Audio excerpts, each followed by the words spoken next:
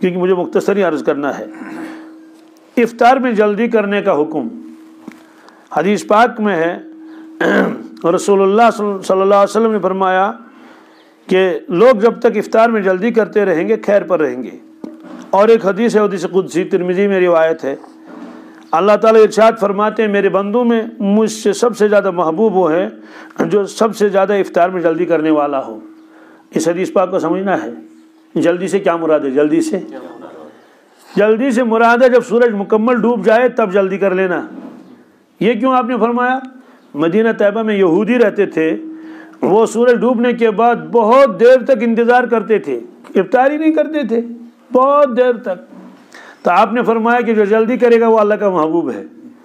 جلدی کا مطلب کیا ہے؟ یہ مثال کے طور پر سورج ہے، اگر یہ آدھا ڈوب گیا ہو آدھا باقی ہو تو ابھی کیوں کرے گا کہ جب تک، اور اگر صرف 1/10 ابھی باقی ہے، نظر آ رہا ہے سورج، تو اگر یہ روزہ توڑے گا تو ظاہر سی بات روزہ ہی ٹوٹ جائے گا نا اگر افطار کر لے گا۔ مقصود یہ ہے کہ جب مکمل سورج ڈوب جائے گا تب۔ یہاں تو پہاڑ ہیں، میں نے یو پی میں دیکھا ہے، بہت مرتبہ دیکھا ہے، سینکڑوں مرتبہ، کہ سورج نظر آتا تھا، الگ آدھا ڈوب گیا آدھا باقی ہے، کیونکہ پہاڑ وہاڑ نہیں ہے، افق سامنے ہے۔ جب مکمل ڈوب جاتا تھا، ہاں اب ڈوب گیا تو بعض لوگ جو ہیں وہ 5 منٹ پہلے ہی اذان دینا شروع کر دیتے ہیں۔ یہاں کشمیر میں 5 منٹ پہلے بھی، 7 منٹ پہلے، استغفر اللہ، کیوں؟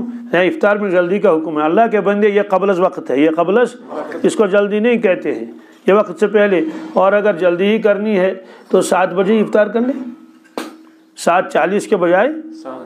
آج بھی تو 7:20 تک تقریباً ہے نا، 7:20 پر آج غروب آفتاب ہے، تو 7 بجے ہی کر لو، افطار جلدی ہو جائے گی۔ ظاہر سی بات ہے، کون سا عقل مند اس کو جائز قرار دے گا؟